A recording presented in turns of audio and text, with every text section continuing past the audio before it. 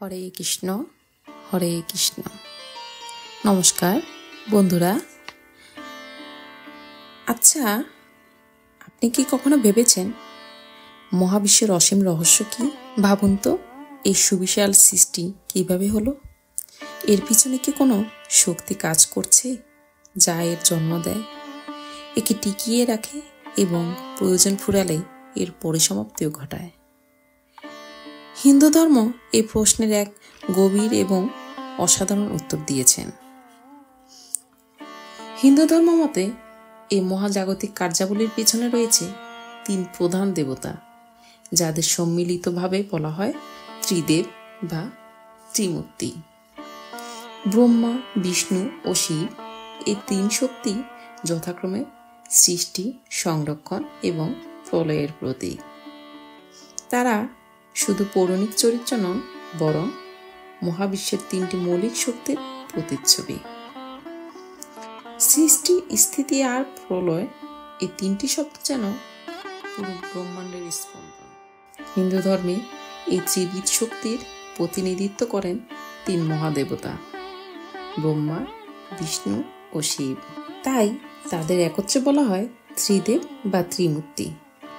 আজকের বিশেষ ভিডিওতে আমি ত্রিদেবের মহাগল্প নিয়ে আলোচনা করব। তাদের শক্তি, রহস্য আর মাহাত্ম্য ঘিরে গড়ে উঠেছে অসংখ্য পুরাণ, উপাখ্যান ও বিশ্বাস। জানবো কিভাবে ব্রহ্মা সবকিছু সূচনা করেন, বিষ্ণু কিভাবে এই সৃষ্টিকে রক্ষা করেন এবং শিব কিভাবে প্রলয় ঘটিয়ে নতুন শুরুর পথ প্রশস্ত করেন। আজকের এই ভিডিওতে আমি জানাবো ত্রিমূর্তির জন্ম, ভূমিকা, ইতিহাস এবং ধর্মীয় অবস্থান সম্পর্কে এক বিশদ আলোচনা। চলো শুরু করা যাক। আমাদের গল্পের শুরু ব্রহ্মাকে দিয়ে, যিনি সৃষ্টির দেবতা। পুরাণ অনুযায়ী ব্রহ্মা বিষ্ণুর নাভি থেকে উৎপন্ন হওয়া এক বিশাল পদ্মফুল থেকে আবির্ভূত হয়েছিলেন। তার এক উৎপত্তি মহাবিশ্বের স্বতঃস্ফূর্ত সৃষ্টির এক গভীর প্রতীক। ব্রহ্মার চারটি মুখ, যা চারটি বেদ, চার যুগ এবং চারটি দিককে নির্দেশ করে।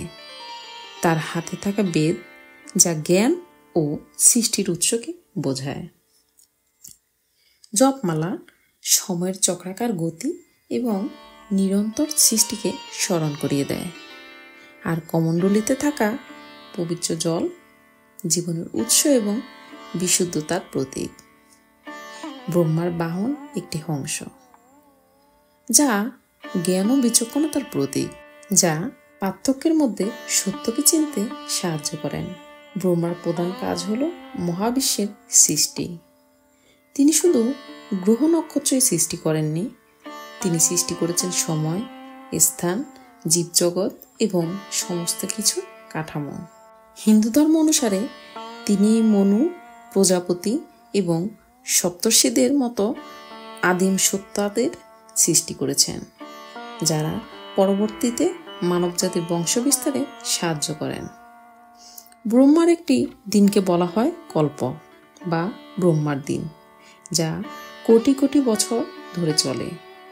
প্রতিটি কল্পের শেষে মহাবিশ্ব ধ্বংস হয় এবং নতুন করে ব্রহ্মার দ্বারা সৃষ্টি হয়। এটি মহাবিশ্বের চক্রাকার প্রকৃতির ধারণাকে প্রকাশ করে।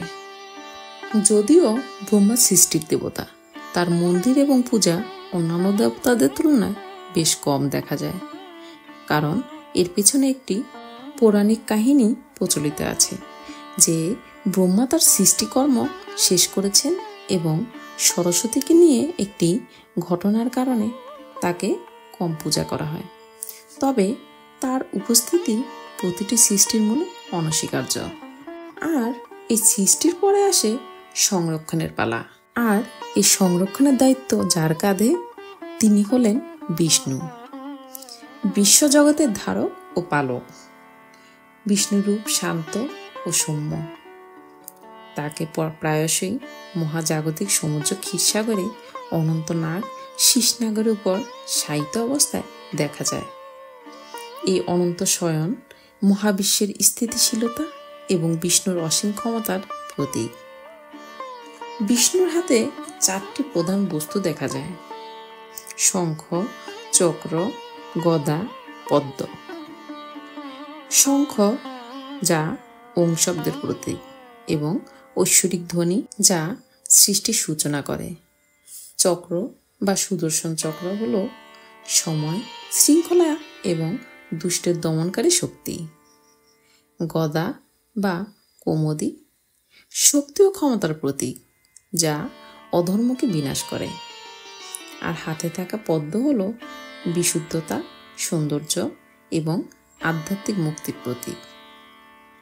বিষ্ণুর বাহন গরুড়, যিনি দ্রুত গতি এবং আধ্যাত্মিক জ্ঞানের প্রতীক। যখনই পৃথিবীতে ধর্ম বিপন্ন হয়েছে এবং অধর্মের প্রসার ঘটেছে, তখনই ধর্ম রক্ষার্থে বিষ্ণু বিভিন্ন রূপে পৃথিবীতে আবির্ভূত হয়েছেন, আর এগুলোই তার দশাবতার নামে পরিচিত। আসুন জেনে নিই এই দশাবতার সম্পর্কে। মৎস্যাবতার এক মহাপ্লাবন থেকে মানব জাতিকে রক্ষা করেছিলেন।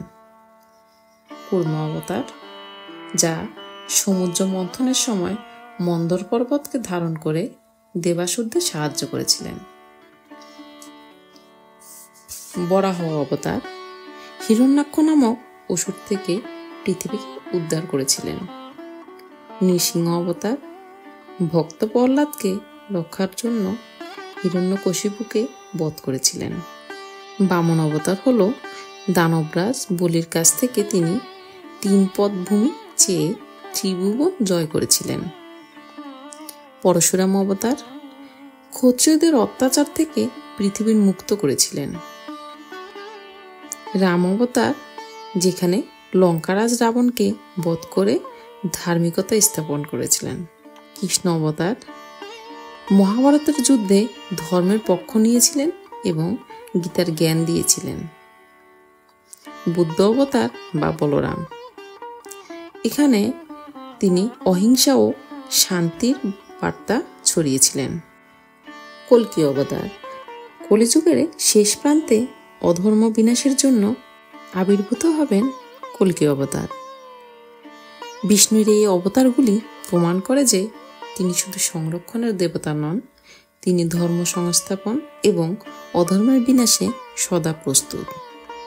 তিনি মহাবিশ্বের নৈতিক শৃঙ্খলা এবং ভারসাম্য বজায় রাখেন। তার শক্তি এতটাই বিশাল যে তিনি ব্রহ্মাণ্ডকে নিজের মধ্যে ধারণ করতে পারেন। ধর্ম রক্ষার্থে সৃষ্টি এবং সংরক্ষণের যেমন সূচনা হয়, তেমনি একসময় তার পরিসমাপ্তিও ঘটে। এই পরিসমাপ্তি বা প্রলয়ের দেবতা হলেন শিব। শিবকে সাধারণত সংহারের দেবতা হিসেবে দেখা হলেও তার এই সংহার আসলে নতুন সৃষ্টির পথ তৈরি করে দেয়। তিনি শুধু ধ্বংস করেন না, তিনি পুনর্জন্মেরও প্রতীক। এর রূপ বৈচিত্র্যময় এবং শক্তিশালী। তার তৃতীয় নয়ন হল জ্ঞানচক্ষু, যা দিয়ে তিনি ভুল ও মিথ্যাকে ভস্মীভূত করতে পারেন। তার গলায় পেঁচানো থাকে সাপ, যা সময় এবং মৃত্যুর উপর তার নিয়ন্ত্রণের প্রতীক। তার হাতে থাকা ত্রিশূল ত্রিগুণ, সত্য, রজ ও তম এবং অতীত, বর্তমান, ভবিষ্যতের প্রতীক। ডমরু, ডমরু হল মহাজাগতিক শব্দ এবং সৃষ্টির ধ্বনি। শিবের নিবাস হিমালয়ের কৈলাস পর্বত, যা তার ধ্যানমগ্ন এবং নির্বিকার সত্তার প্রতীক। শিবের সবচেয়ে পরিচিত রূপগুলোর মধ্যে একটি হল নটরাজ, যেখানে তিনি তাণ্ডব নৃত্য করেন। এই তাণ্ডব নৃত্য শুধু ধ্বংসের প্রতীক নয়, এটি সৃষ্টি, স্থিতি, লয় এবং মুক্তির একটি চক্রাকার নৃত্য। এই নাচের মাধ্যমে তিনি মহাবিশ্বের চক্রকে সচল রাখেন। যখন এই মহাবিশ্ব তার কার্যকারিতা হারায়, তখন শিব তার ধ্বংস সাধন করেন, যাতে নতুন করে আবার সবকিছু শুরু হতে পারে। এটি যেন পুরনো পাতা ঝরিয়ে নতুন পাতার আগমনের মতো। শিবের সংহারক রূপের পাশাপাশি তার রয়েছে আশুতোষ বা সহজে সন্তুষ্ট হন এবং ভক্তবৎসল রূপ, বা ভক্তের প্রতি দয়ালু। তাকে ভোলানাথও বলা হয়, কারণ তিনি খুব সহজে প্রসন্ন হন এবং ভক্তদের মনোবাসনা পূর্ণ করেন। শিবলিঙ্গ শিবের নিরাকার এবং সর্বব্যাপী শক্তির প্রতীক, যা মহাবিশ্বের সৃষ্টির মূল কারণ। এই কারণেই শিবের পূজা এত প্রচলিত এবং শক্তিশালী। ব্রহ্মা, বিষ্ণু ও শিব এই তিন দেবতাকে আলাদা করে দেখলেও তারা আসলে একই পরম সত্তার তিনটি ভিন্ন ভিন্ন প্রকাশ। তারা যেন একটি অখণ্ড শক্তির তিনটি ভিন্ন কাজ। ব্রহ্মা সৃষ্টি করেন, বিষ্ণু তাকে রক্ষা করেন এবং শিব তার বিনাশ ঘটিয়ে নতুন সৃষ্টির পথ খুলে দেন। এই ত্রিদেব একসাথে মহাবিশ্বের সৃষ্টি, স্থিতি ও লয় এর অবিচ্ছিন্ন চক্রকে বজায় রাখেন। এটি প্রকৃতির চিরন্তন সত্য, যেখানে প্রতিটি শেষই একটি নতুন শুরুর ইঙ্গিত দেয়। এই মহাগল্পগুলি কেবল প্রাচীন পুরাণ নয়, এগুলি আমাদের জীবনের জন্য গভীর তাৎপর্য বহন করে। আমাদের জীবনেও সৃষ্টি আছে বা নতুন কিছু শুরু করা, সংরক্ষণ আছে অর্থাৎ যা আছে তাকে ধরে রাখা, আর প্রলয় বা ধ্বংস, যা পুরানোকে ছেড়ে নতুনকে গ্রহণ করো। এই চক্র প্রকৃতির এবং জীবনের প্রতিটি ধাপে বিদ্যমান। আশা করি ত্রিদেবের এই মহাজাগতিক গল্প আপনাদের মুগ্ধ করেছে এবং হিন্দু দর্শনের এক গভীর দিক উন্মোচন করেছে। সত্যি বলতে এই জ্ঞান আমাদের মহাবিশ্ব এবং নিজেদের জীবন সম্পর্কে আরো গভীরে ভাবতে শেখায়। আজ এ পর্যন্ত। ভিডিওটি ভালো লাগলে লাইক করুন, বন্ধুদের সাথে শেয়ার করুন এবং আমাদের চ্যানেলটি সাবস্ক্রাইব করতে ভুলবেন না। আপনার মতে ত্রিদেবের মধ্যে কার ভূমিকা আপনার কাছে সবচেয়ে গুরুত্বপূর্ণ মনে হয়েছে? কমেন্টে আপনার মতামত জানান। ধন্যবাদ। অন্য কোনো বিষয় নিয়ে আবার কথা হবে অন্য কোনো ভিডিওতে। ভালো থাকুন।